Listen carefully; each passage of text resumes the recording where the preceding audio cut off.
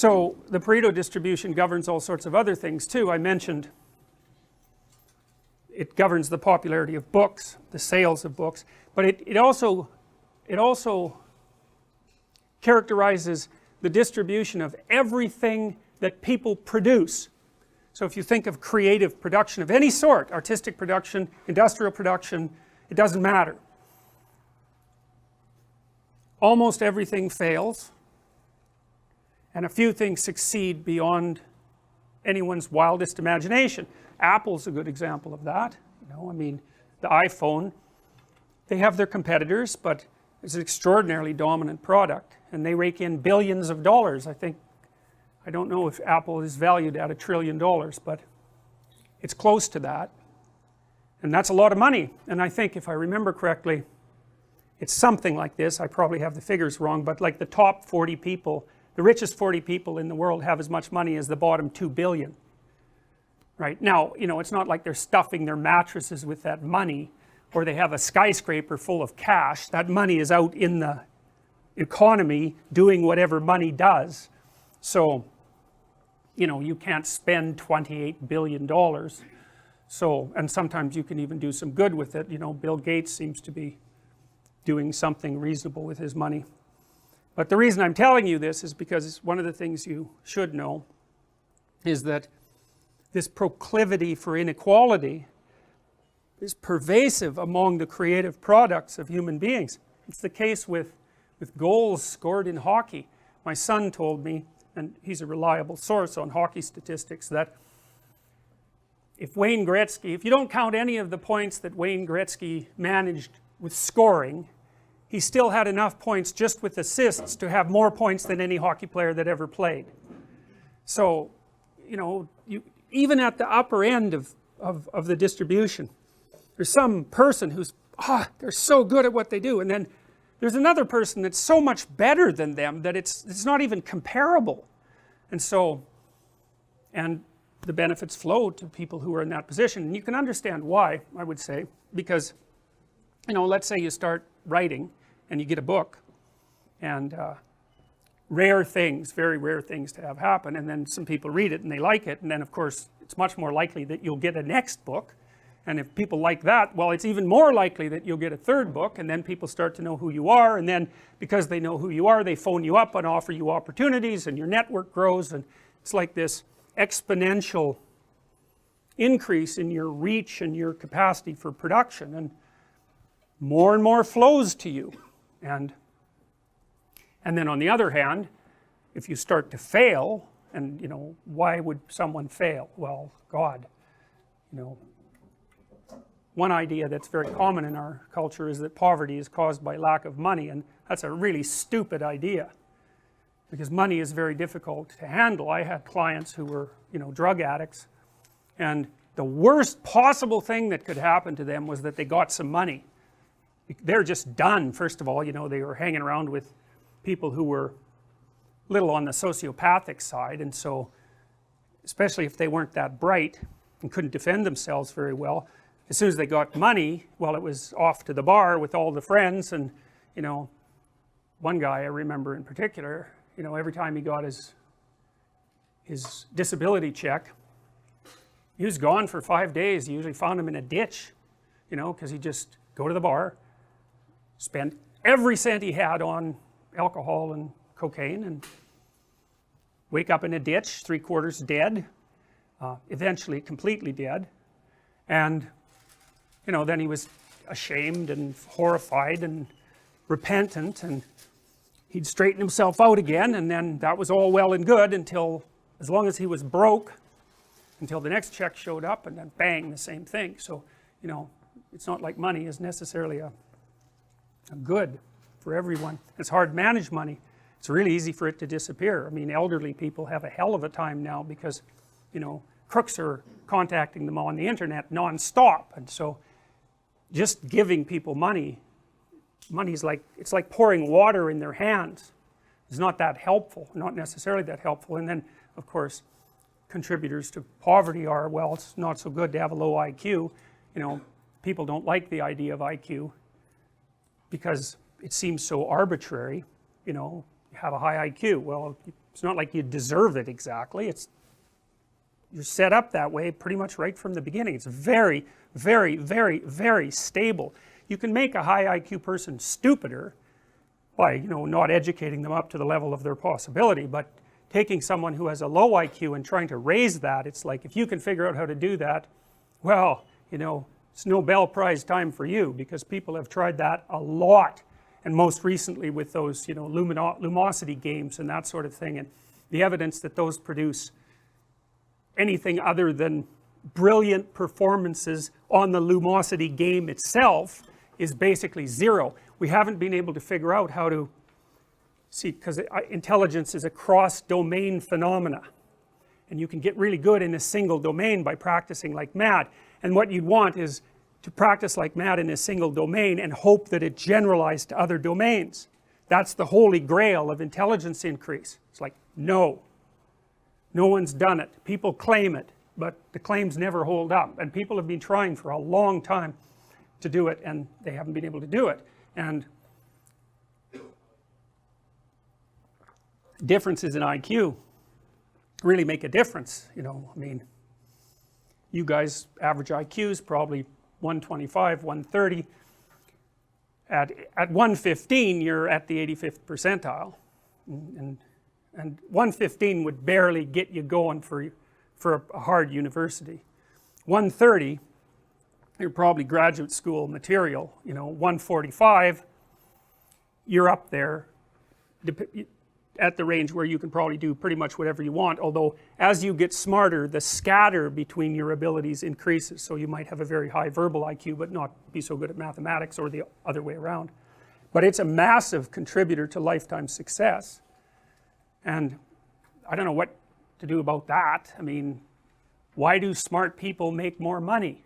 Well, they get to where the edge of production is faster. So if you have 1,000 people and you rank order them by IQ, the smart people are going to come up with the new ideas first, and they're going to have more ideas, and they're going to strategize better. And with an IQ of 90, which is 15% of the population, you think about that, it's 15% of the population. That's pretty much the threshold for reading instructions and being able to follow them. So, and our society is increasingly sophisticated, so it's by no means obvious. The liberals think, well, this society is unfair because there's unemployment, and the conservatives think, well, there's a job for everyone, but none of them think, well, there are massive, massive, massive differences in people's ability, far greater than anyone realizes, and that poses a structural problem. I had a client, and I got him a volunteer job, which is way harder than you think. You need a police check, for example. Like, it's harder to get a volunteer job than a real job. But we got him in a volunteer job, and he had to fold pieces of paper, letters. He worked at a charity. He had to fold pieces of paper in 3 so that he could put them inside envelopes.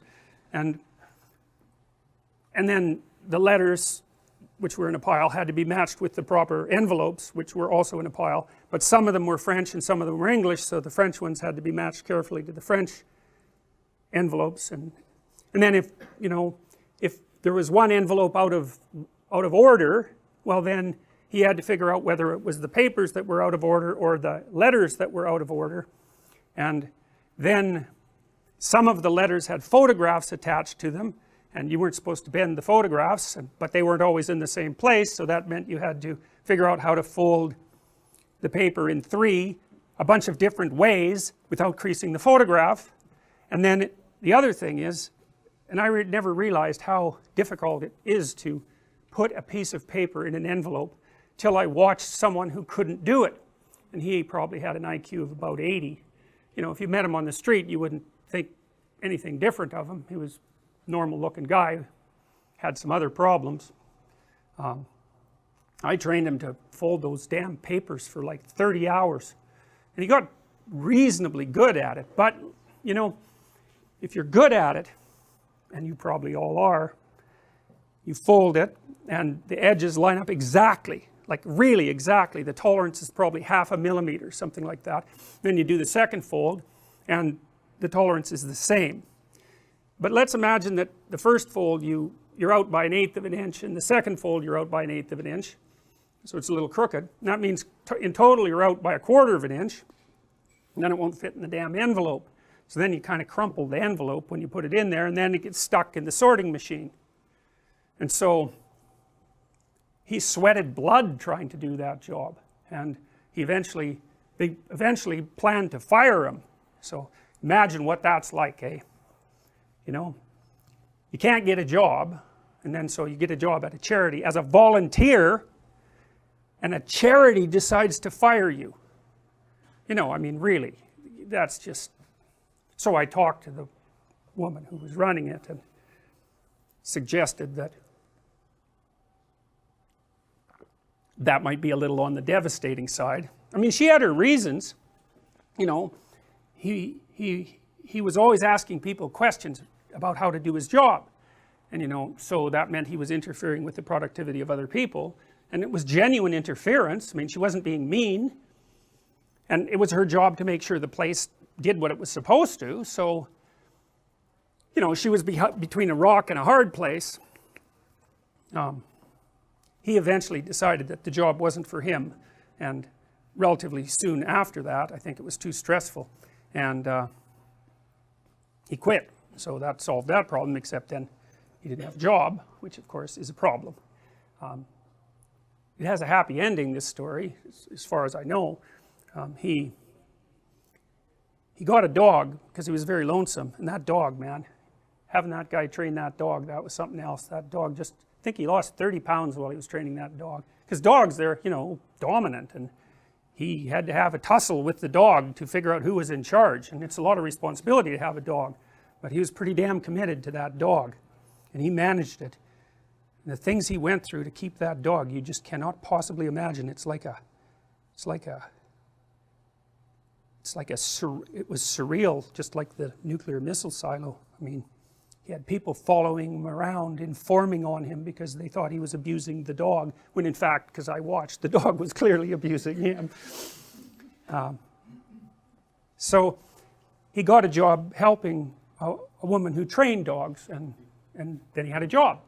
So hooray, you know, but it was like a miracle fundamentally. So anyways, the reason I'm telling you all this is because there was a reason for the Cold War. And the reason was that there's inequality, and there's different theories about how to address that inequality, and different theories about why it exists. And there was a Marxist theory about why it exists, which was roughly something like property equals theft, and those who have more have taken it from those who have less, which, you know, seems to me to eliminate any conceptualization that there isn't a fixed pot of money. You know, money expands actually as we become more technologically proficient, and lots of people who have money have it because they've generated a lot of wealth. I mean, Bill Gates is a great example of that, right? He popularized computing. He made it possible for everybody to have access to computing. It's like, it seems like a good for him, you know. And you could say the same thing about Steve Jobs, and maybe you'll be able to say the same thing about Elon Musk. And you know, these guys have tremendous resources at their disposal, but you know, they're not bathing in banknotes. You know, they're trying to continue to do things, and they use their money to do things. And anyways, the Russians set themselves up under Marxist presuppositions and tried to equalize the distribution of property, and to call that catastrophic barely scratches the surface. And I know that you guys probably don't learn much about this because for some reason people aren't taught about it, but you know, the good estimates are that the Russians killed about 30 million of their own people between 1919 and 1959, you know, and it's brutal. It's brutal. A lot of that was through starvation. You know, I saw a photograph the other day which I tweeted, which is the worst photograph I've ever seen in my life, and that's actually saying a lot, because I've seen a lot of really terrible photographs because I've done so much investigation into totalitarianism.